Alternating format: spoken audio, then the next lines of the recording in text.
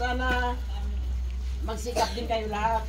At tulad yung sinasabi ng ating mga kasama dito, mag-aral dahil ang henerasyon ngayon ay hindi katulad noon ang buhay. Na kahit wala kang pinag-aralan, basta masipag ka, magtyaga ka, magkakakita ka ng pera.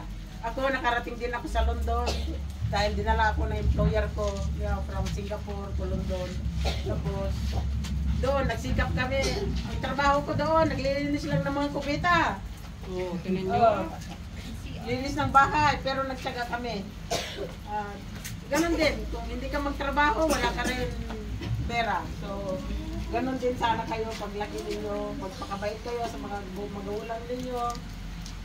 At mabuhay kayong lahat. Okay, palakpak po! Meron pa?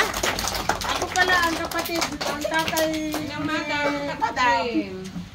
Pudikat din siya. Tita. Tikit din ako. Yung tatay ng Madam. tatay ko at saka ang tatay ng tatay niya, magkapatid.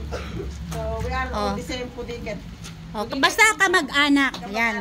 Tita, para madali niyong matandaan. Tita niyo siya. Okay, ikaw si Sister Maricel. Ikaw, Ceci. Assistant teacher din si madam. Si, Sige madam. Teacher ako pero hindi ako sa elementary. 40 years ako nagturo sa high school. Ganito nyo lang. Pag sinabi kong hi, sabihin nyo, hi, kayo naman. Hello, hello, okay?